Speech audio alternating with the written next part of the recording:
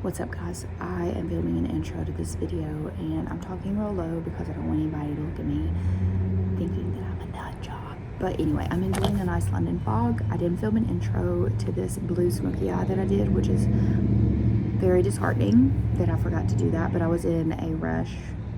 Adam was rushing me. Anyway, I hope you enjoy. I'll try to remember all the products and link them below. Listen, y'all ain't ready for this Rick and Morty palette. This thing is a bomb. We're going to use these blues that you see right now, but I'm going in with that like periwinkle blue shade, and I'm just going to stamp it in my crease. It's going to get on my lid, but I'm messy, so I'll clean it up later. But I'm going to stamp it just to give off the pigment and give it some depth.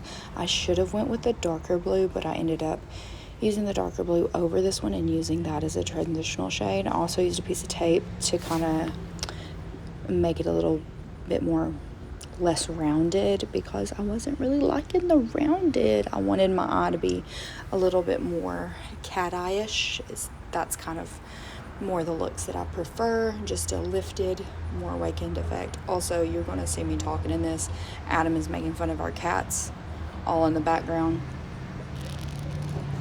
But yeah, I'm just kind of blending this blue in and out into that point, and then I'm going to take that darker navy shade and I'm going to apply it right over, and I'm going to focus this as much as I can only in the crease to create a depth. This is important just because it's shading and contouring. That's art class. I'm not going to go in detail on it, but this is going to look so messy right now, but I promise you it looks really good at the end when I had my makeup done. I just kind of wanted to video the steps that I took. This was actually a wet brush and I didn't know it, so I ended up having to stamp it very lightly with where I wanted it, and then I had to get this fluffy brush that was clean and blend that out. I got kind of freaked out because I didn't realize that other brush was wet, and so when I went to blend it out, it kind of messed up my crease right there. But I'm getting ready for the Dance Gavin dance concert that I went to this past weekend, and I decided to go with a blue eye because why not? I wanted to do like a pink liner, but I decided against it, and I decided to do like a pink liner on my bottom lid. I really like the Milk Cosmetics, but I ran out of things to say. I don't even know what to talk about anymore with these because people like sing during their makeup tutorials, and I ain't singing to you because y'all don't want to be deaf today, so we're just gonna... Okay, well, I got cut off because someone called me, but anyway, just gonna blend that out, and as always, I'm gonna use a concealer to kind of clean up this mess on my lid to get ready to put some shimmer pigments, because what's an eyeshadow look without shimmer pigments? And these pigments in this Glam Light palette are incredible. I didn't know like how much I would like this Glam Light palette until I bought it. Also, the darker shimmer that you're about to see is from the Michaela palette. I really like the purple shimmer that's in the Michaela palette, but like a lot of the colors are the same throughout their palettes. But anyway, I'm going to take that dark blue from the Rick and Morty palette, and I'm just going to kind of recreate my cut crease, if you will. I think that's what this is called. I'm not in lingo with makeup trends anymore. I just be doing it out here, just throwing it to the birds. Adam was making fun of Salem, by the way, because she was really, really hungry. This color, this shimmer, is from their ice cream palette, I believe, not the Rick and Morty one. The Rick and Morty has a white shimmer, but I just kind of wanted to try it. It's a combo between the two. Really pretty payoff. I don't even know where I'm at because I'm putting my stuff in my bag.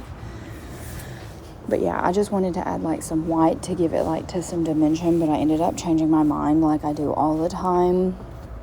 And I got my little brush in the dark blue to create some depth on the outside, and I used my finger because I got tired of using a brush. And like I said before, don't worry how it looks right now. We ain't done yet. So y'all just hold your panties. Just hold your panties. Also, my face like broke out really bad this month.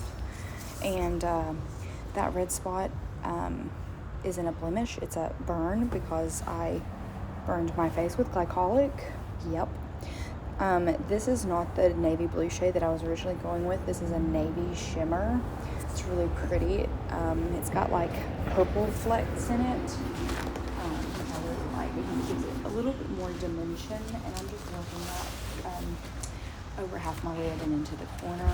And then this is me touching up with some brighter white shimmer just to kind of give it like a blend. And we're just going to fast forward. This is the Too Faced foundation in Swan, and I'm also using the Too Faced concealer in Swan. My skin has never looked so good. I swear by the Too Faced. I can't talk to you. The Too Faced concealer and foundation. It's just photo finish, flawless, effortless, beautiful. I get so many compliments on my skin when I use it, and this stick needs to be replaced. I have worn it down, but traditional contour, and I'm going to blend it out with a fluffy brush, and then I'll go in and blend it a little bit more with a sponge. I don't ever see a really big difference with my contour, but we still do it because why not? This London fog is good. See, I'm just going to go and blend it some more because you can't let your forehead be too big. Can't have a 6-finger forehead, people. You got to contour it down. Contour them cheeks. Contour everything. Shape shift women. This is the Laura Mercier translucent powder, and I can't remember what like the full name is, but it's not the super mattifying one. It's the other one that has like a moisture barrier, whatever in it. I got it the other day. Like I said, I've been out of the makeup game for a little bit, so I was kind of like, what the hell do I need to get? And this girl at Dalton Ulta recommended this, and I bought it, and I love it. I used to not like Laura Mercier powders because it would over dry my skin, but this one is legit, too legit to quit. It looks so beautiful. My other one is the Hourglass and the Huda Beauty translucent powders. Those are my top tier ones that I never stray from, but I do like this one. So now I'm just going to get like a brush that I've already used, and I'm just going to start doing my bottom lash line. Yeah. And someone's walking over here, and I'm talking to my phone, and I'm going to look so weird. Oh well, but anyway, I'm just lightly going to start the blue, and then we're going to get a little bit darker, so don't worry.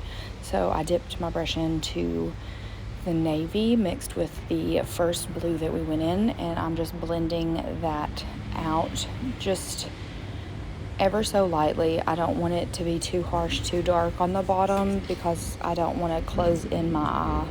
And that's what this pink's going to do. This pink is going to brighten it up so my eyes don't look like raccoons. Also, when you work with blues, you got to be careful with purples to make sure that you don't give yourself a black eye.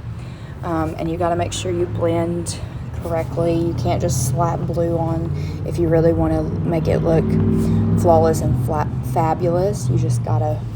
You really have to have some good blending brushes and multiple blending brushes when you're working with colors, so you're not transferring old colors to your eyes. I put some liner on, and I'm just going to go over it with this blue because I'm a nut. And then I'm going to finish off with some bronzer that I messed up, and then clean my lips. I did my brows off camera with the NYX Brow Precision, and then I go over with my sponge, and let's look at it, and then Pat McGrath lashes. Yes. Yeah, and enjoy some snippets from the show.